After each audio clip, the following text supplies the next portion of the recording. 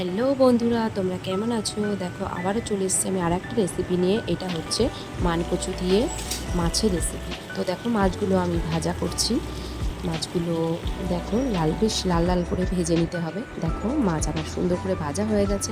আর আমি কচুটাও তোমাদের আগে দেখালাম, কচুটা আমি সুন্দর করে কেটে সিদ্ধ করে নিয়েছি।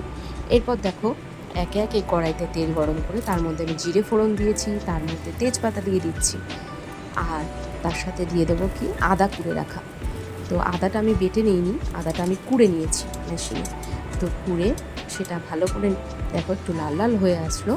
এরপর এর মধ্যে আমি দেবো টমেটো পিউরি, মানে আমি টমেটোটা মিক্সিতে পেস্ট করে রেখেছি, সেই পেস্টটা এর মধ্যে দিয়ে দিলাম। দিয়ে এটা ভালো করে নাড়তে থাকবো। দেখো সুন্দর করে নাড়তে হবে যতক্ষণ না একদম জলটা পুরো শুকিয়ে আসছে, টমেটোর জলটা। এরপর এর মধ্যে লবণ দিলাম। দেখো এক একে হলুদ দেওয়া হলো।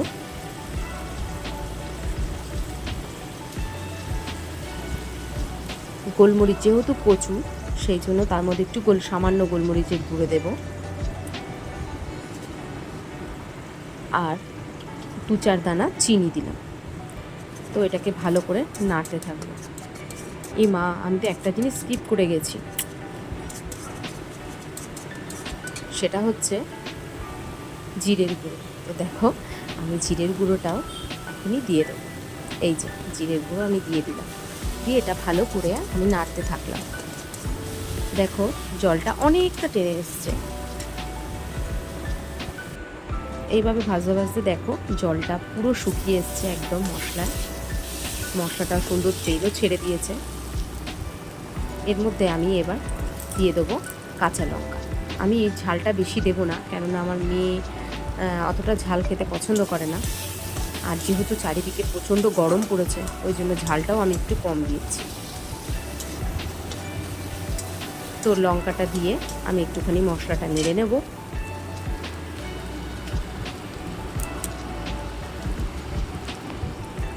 দেখো সুন্দর মশলাটায় তেল ছেড়ে এসছে।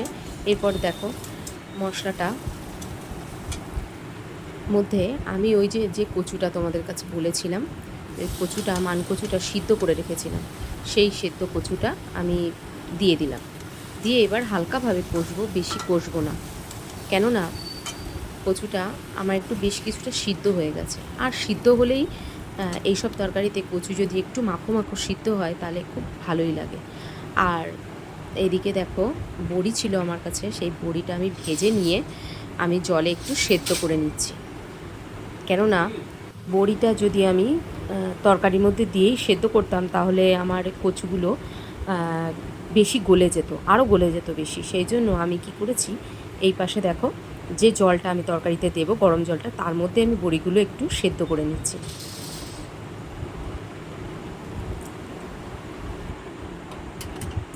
এরপর দেখো আমি আস্তে আস্তে সেই বড়ি সমেত জলটা কড়ায় ঢেলে দিলাম।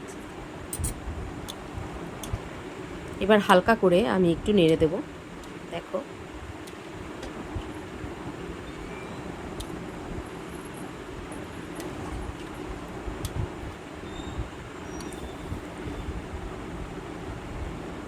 আস্তে আস্তে দেখো আমার তরকারির ঝোলটা ফুটতে শুরু করে দিয়েছে।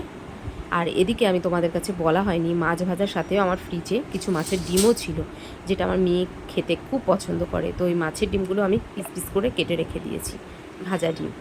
এরপরে দেখো বেশ ভালোই ঝোলটা ফুটতে শুরু করেছে, আর একটু মাখো ভাবও এসছে, দেখো ঘন হয়ে এসছে। তো আমি এর মধ্যে মাছ আর ডিমটা পুরোটাই দিয়ে দিলাম। দিয়ে আমি কিছুক্ষণ 2-3 মিনিটের জন্য ফুটতে দেবো। তো দেখো আস্তে আস্তে আমার তরকারিটা ফুটছে। এদিকে আমার বড়িও সিদ্ধ হয়ে গেছে। তরকারিটাও দেখো সুন্দর একটা ঘন ভাব এসছে। আমার এই রেসিপিটা তোমরা বাড়িতে বানিয়ে খেও, দেখো তোমাদের কেমন লাগে। আর আমাকে কমেন্ট বক্সে প্লিজ জানিও তোমাদের কেমন লাগলো। আমার মেয়ের তো খুব পছন্দ হয়েছে। আমার মেয়ে 2-3বার চেয়ে চেয়ে নিয়েছে তরকারিটা, ওর খুব পছন্দ হয়েছে। তো এরকম হালকা তরকারি এই গরমে খাওয়াই যায়, কোনো শরীরে অসুবিধা হবে না। এখানে কোনো রিচ মশলাও দেয়া হয়নি। দেখো সুন্দর তরকারি। এই যে লাস্টে আমি একটু সামান্য গরম মশলা দিয়েছি, দিয়ে আমি গ্যাসটা বন্ধ করে দিয়েছি। তো এই রেসিপিটা ভালো লাগলে লাইক, শেয়ার, কমেন্ট করো। টাটা।